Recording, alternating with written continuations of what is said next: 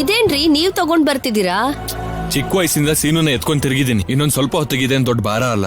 ಶಿವರಾಜು, ನಿನ್ ಭುಜದ ಮೇಲಿರೋ ಭಾರನ ಕಾರ್ ಹತ್ರ ಇಳಿಸ್ಕೋತೀಯ.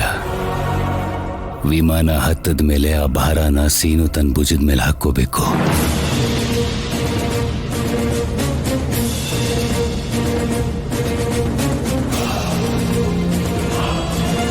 ಆಯ್ತು ಮಾವ ಅಂತ ಭರವಸೆ ಕೊಡೋ. ಏನೇ ಕೊಡೋದಕ್ ನಿಂಗಿರೋದು ಒಬ್ನೇ ಮಗ ಅಲ್ವಾ? ಅವಳ ಹತ್ರನೇ ದೃಷ್ಟಿ ತೆಗಿಸ್ತೀರೇನ? ಏನ್ ಅವಶ್ಯಕತೆ ಇಲ್ಲ. ನನ್ ಮಗನ್ಗೆ ನಾನೇ ದೃಷ್ಟಿ ತೆಗಿತೀನಿ. ಅದಕ್ಕೆ ತಾನೇ ಕೆಂಪ್ ನೀರ್ ತಂದಿರೋದು. ನೀನ್ ಈ ಕಡೆ ತಿರ್ಗೋ. ಅವ್ರ ದೃಷ್ಟಿ, ಇವ್ರ ದೃಷ್ಟಿ.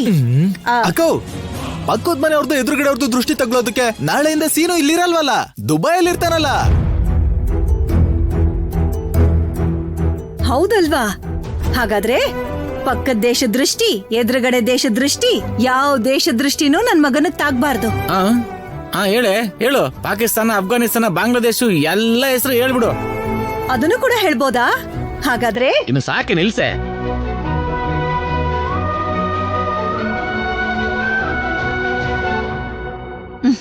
ಹೋಗ್ಬಾ ಸೀನು.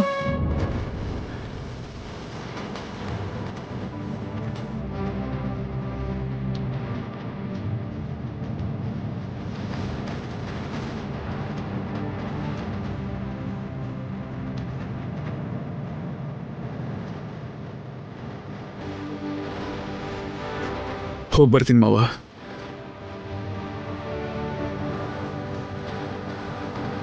ಯಾರೇ ಆದ್ರೂ ಹೋಗ್ತಾರೆ ಸೀನು, ಆದ್ರೆ ಬಿಟ್ಟು ಹೋಗೋದು ಅಷ್ಟು ಸುಲಭ ಅಲ್ಲ.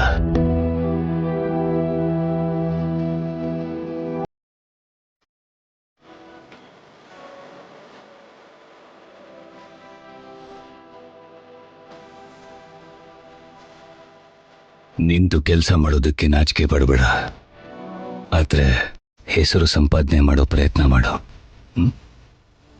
ಹುಷಾರಪ್ಪ.